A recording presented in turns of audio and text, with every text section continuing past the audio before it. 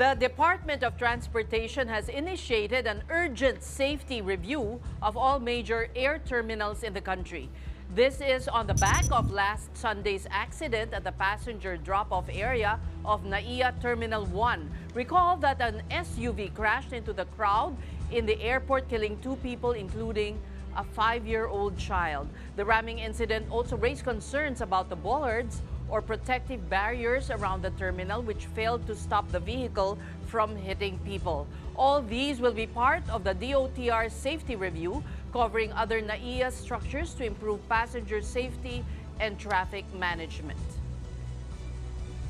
And back on the show tonight is DOTR Chief Vince Dizon. Secretary, good evening. Welcome to the big story. How extensive is the safety review of our airports, and who will shoulder the cost of this?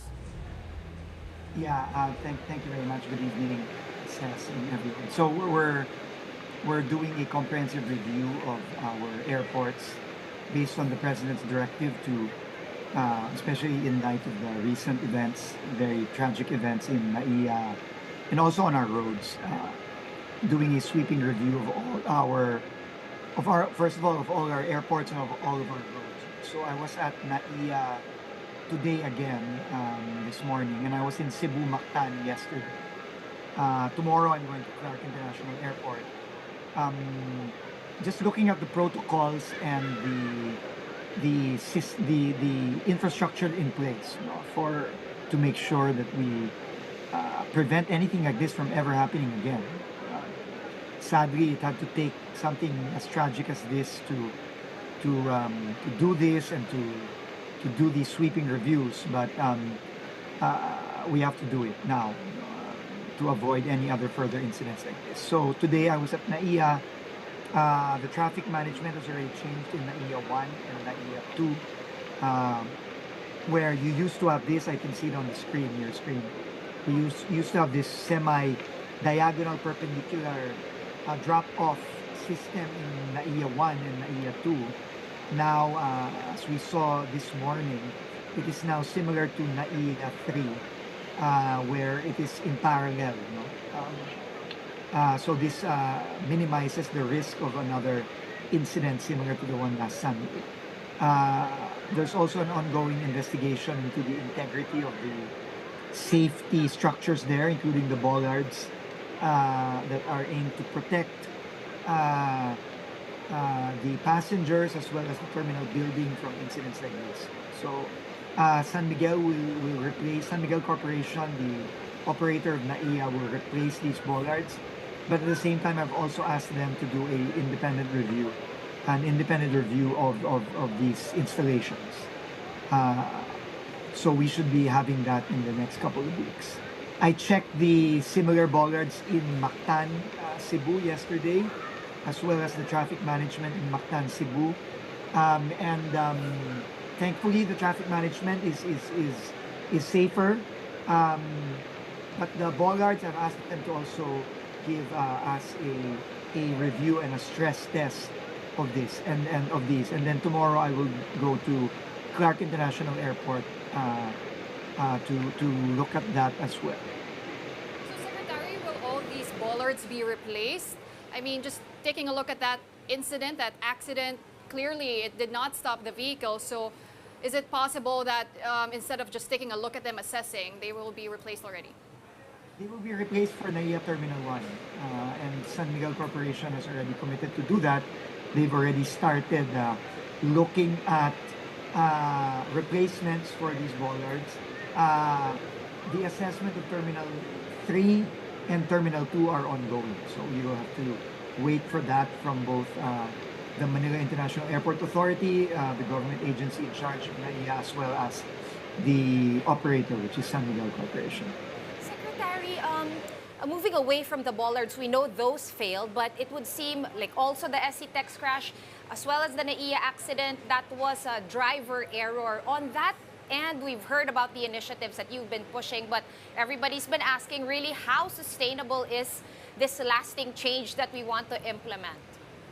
The task force that we created last April 21, the Monday after Easter, was instructed to submit within a week from last Monday, a sweeping set of changes to the roadworthiness tests and checks that we have for our vehicles, especially our public utility vehicles and our trucks, as well as the sweeping changes in how we issue and ensure driver quality when we issue driver's licenses, especially again driver's licenses issued to public utility vehicle drivers, or what we call professional drivers. Most people like you and me where we have non-professional driver's licenses because we just drive for ourselves. However, if you're a professional driver, it requires a much higher standard of capability, and also a much higher standard of driver capacity. So we need to revisit that, especially for the professional drivers. Well, Secretary, you've only been a few months in your office, but what have you found in terms of issues like corruption and drugs in following safety standards? How rampant are they? Well, I mean, just to give you statistics and facts, we called for that task force for road safety simply because during Holy Week, almost 100 drivers of public utility vehicles tested positive for drugs. 100. No, that's not a small number. And each of those could have been a accident waiting to happen. If drivers are under the influence of drugs. So this is really very serious. Plus, added to that, the number of accidents during Holy Week, and on top of that, the two major road accidents just last week. The one in SETEX on May 1st, and the NAIA tragedy on May 4th. So all of this, I think, are clear signs that things are not working, and things are the system has really failed us as both as commuters, as drivers, and as people who use our roads every day. There is really this feeling of anxiety every time we start applying the roads. Every time we leave our homes and we start going on our roads, there is this feeling of anxiety. There is no feeling of safety on our roads. We don't feel safe on our roads. And this is, I think, yes. Yes, I'd like to ask you, because the Philippines has a very low consciousness on safety. Yes. And this is probably long term, but what can we do to make our countrymen more conscious about safety? Well, I think it needs to start with the regulatory environment says. I mean, let's just call a spade, right? I mean, we've all gone through, for example, driver's license tests and getting our driver's license. And to be quite frank, it's really a joke, right? I mean, yeah, people don't even take actual tests. There was a story about a group of people who were going to take a test or a seminar for LTO, and the LTO personnel asked them for money.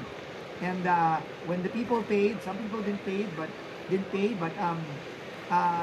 since most of them paid, then they ended up just watching an NBA game. So it's really a joke, to be quite frank. And this has to change. And we all know how notorious the land transportation is for allowing fixers to operate. Where, I showed a Facebook page which had an LTO logo, and it was offering essentially for 1,500 pesos or 2,000 pesos. It was offering a license where you didn't have to take a test, or you didn't even have to appear, and things like that. So I mean, that needs to change. That needs to be cracked. We need to crack down on that, and that was my instruction to the task force, which includes LTO and LTFRB. And it's not rocket science. We can just look at other countries, how they do it. I mean, these are real tests, especially for professional drivers. Says no, like if you go to the U.S. or Europe, you see the drivers of trucks or buses. Um, they are really well trained, and apart from that, they are also well paid. They're also well compensated. No, because it's no joke. I think it was James Deacon who said, a truck or a bus in the hands of a untrained or a unqualified driver is it's really a weapon of mass destruction. Because if a truck hits any of these small cars or these motorcycles on the road, I mean, I, people are going to die. So We're glad that to that hear. really needs to change. We're glad to hear that you'll crack the whip. Yeah, it's about time. If we can move on to another topic, Secretary, supposedly that EDSA rehab is going to happen after the elections, which is already on Monday. So, tuloy ba? Tuloy Sean, no? Tuloy ang EDSA rehab. It's just that DPWH is just really trying to put everything in order before we start on this really huge task of overhauling EDSA. It's no joke. It's no joke on what the president wants us to do, and DPWH is just making doubly sure that it will be done properly with the least possible effect on our motorists and our commuters. So maybe we should just wait a little bit. Probably there will be some delays, but to be quite frank, I don't know the timeline as of yet. I just heard an announcement it was going to be May 15th. But since that's next week, maybe there's a few more weeks of delay, most likely. But we will be announcing this once the DPWH is ready. And one last thing on the PUV modernization program, it would seem the ball is rolling once again. I was asking the LTFRB spokesperson last night, I believe, ano ba yung sinabi ni Secretary Vince para ma-turn around yung sitwasyon, and mukhang mas willing sila ngayon mag-consolidate. How did that conversation go? I think that the major problem of the modernization program, Sean, again, to be quite frank, is medyo namadali siya ng konti. No? I know it's already been, I think, 6 years already or even more. But I think there are basic things that need to be addressed that are actually causing a lot of the problems now. And the main problem now is for those who have consolidated and have modernized, have bought these new jeepneys that are frankly quite expensive, a lot more expensive than the traditional jeepneys, is that they are, at this point in time, most of them are unable to pay for the loans that they've taken out to purchase these new modern public utility vehicles. And that is a big problem because if you are unable to pay your debts, that means that the economic viability of the program is one thing. Medyo may problema tayo sa economics. No? And pag may problema tayo sa economics, malaking problema yan. No? Hindi natin maaasahan, hindi natin may expect ang ating mga operators at drivers na pumasok sa isang programa na posibleng malugi pa sila. No? So that is what really needs to be addressed. So in the meantime, we have reopened what was originally closed. The modernization was closed in April of 2024. We have reopened that to allow operators who were not able to consolidate yet some time to consolidate either by themselves or to join existing cooperatives and corporations that are already in place. But Secretary, the guidelines still have to be hashed out. So Absolutely. Yes, when do we we're- expect that to, how long will that take? So that's being worked out now. There are a lot of things that need to be fixed, including the existing loans that have already been taken out especially from our government financial institutions, the Land Bank and the DBP. That needs to be addressed.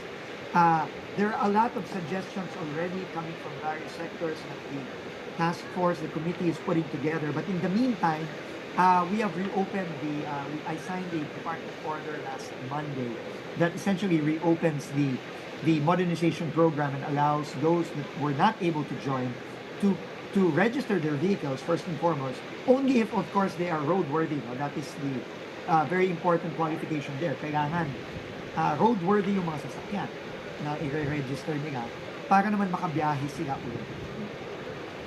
So, we take it to understand, kasi the last time we talked about this, yung issue na pinopoint out mo na ayaw ng mga driver or what's keeping them from consolidating is yung mawawala yung prangkisa. But sabi nga ng LTFRB is, pwede na raw yung co-op / yung pangalan. Yes, Was that one yes. of the concessions you made?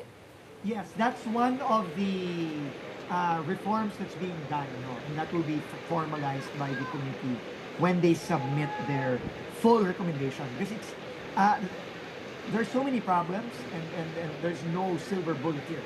You've got to really pick all of those problems and find solutions for each. And like you said, that is one solution that has come out that is, I think, acceptable to most, if not all, the operators and the groups. Are you not in talks with the private sector to give, options to the jeepneys for their, or associations for their modern vehicles? That's a Hindi very, ba very pwedeng good point. PPP, something like that? JV? That's a very good point, Seth. One of the things we're looking at right now is we want to open the market up because the supply of the modern vehicles is limited because there are not a lot of these so-called accredited suppliers of these modern vehicles that you see on the screen right now. No?